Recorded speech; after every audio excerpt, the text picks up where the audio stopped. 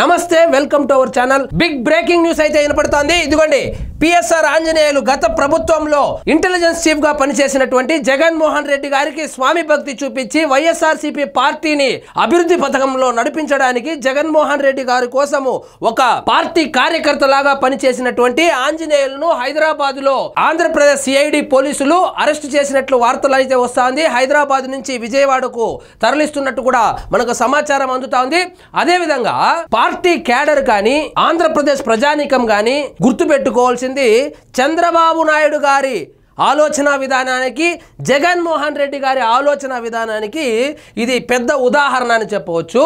అదే జగన్మోహన్ రెడ్డి గారు చంద్రబాబు నాయుడు గారి హయాంలో పనిచేసినటువంటి ఏబి వెంకటేశ్వరరావు గారు, అదే మన మాజీ ఇంటెలిజెన్స్ చీఫ్ గారిని కక్షతో రాజకీయ కుట్రతో ఆయన కేవలం సస్పెండ్ మాత్రమే చేయగలిగాడు. కానీ అదే చంద్రబాబు నాయుడు గారు ఈ ఆంజనేయులు యొక్క అరాచకాలు గమనించి మొత్తం విచారణ చేపట్టి బాంబే నటి జత్వానీ కేసు ఏదైతే ఉందో ఆ కేసులో విచారణలో భాగంగా విశాల్ గున్ని ఇచ్చినటువంటి వాంగ్మూలం ఏదైతే ఉందో ఆ వాంగ్మూలం ఆధారంగా పగడ్బందీగా ప్లాన్ చేసి అప్పట్లో అందరి ఫోన్ ట్యాపింగ్లకు పాల్పడినటువంటి ఆంజనేయులు కాకి చొక్కా పక్కన పెట్టి వైఎస్ఆర్సీపీ కార్యకర్తలాగా పనిచేసినటువంటి ఆంజనేయుల్ని పగడ్బందీ ప్లాన్ తో పక్కాగా స్కెచ్ వేసి అరెస్ట్ అయితే చేయించగలిగాడు.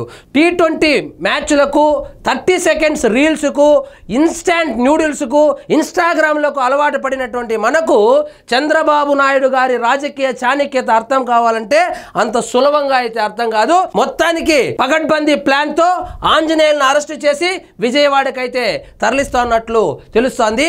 ఈ కేసు యొక్క పూర్వాపరాలు పరిశీలిస్తే జత్వానీ అరెస్టుకు ఆదేశించింది పిఎస్ఆర్ ఆంజనేయులే. ఇక చూడండి, జనవరి 31న కాంతి రాణా నన్ను సీఎంఓకు పిలిపించారు.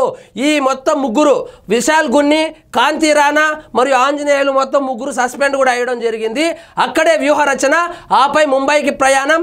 పిఎస్ఆర్ ఆదేశాలు ఇచ్చిన 2 రోజుల తర్వాతే కాదంబరిపై కేసు, విశాల్ గున్ని 3 పేజీల లిఖితపూర్వక వాంగ్మూలం, నాటి ప్రభుత్వ పెద్దల కుట్ర బట్టబయలు. ఇప్పుడు ఆంజనేయులు అరెస్ట్ అయ్యాడు. ఆంజనేయులను ఎవరు ప్రేరేపించారు, ఆ పెద్దలు ఎవరు అనేది కూడా ఇప్పుడు బయటకు వచ్చేటువంటి అవకాశాలు ఉంది. ఒకటి కాదు, వీళ్ళు ల్యాండ్ సెటిల్మెంట్ల కాడి నుంచి, శాండ్ కాడి నుంచి, వైన్ కాడి నుంచి, మైన్ కాడి నుంచి అన్ని వాడుకొని బెదిరించి సెటిల్మెంట్లు కూడా చేయించినట్లు వార్తలు అయితే వచ్చాయి. ఒక పోలీస్ అధికారిని ఒక ప్రభుత్వం ఏ విధంగా వాడకూడదో ఆ విధంగా వాడుకొని బెస్ట్ ఎగ్జాంపుల్ గా నిలిచారు ఈ ఆంజనేయులు గారు. సో ఆయన పాపం పండింది, ఆయన అయితే అరెస్ట్ అయినట్లు వార్తలు అయితే వస్తుంది.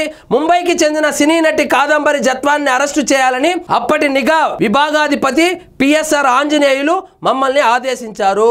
ఈ ఏడాది జనవరి 31న అప్పటి విజయవాడ సిపి కాంతిరాణా టాటాను నన్ను ముఖ్యమంత్రి కార్యాలయానికి పిలిపించి ఈ మేరకు మౌలికంగా చెప్పారు. అనుసరించాల్సిన వ్యూహం అంతా అక్కడే వివరించారు.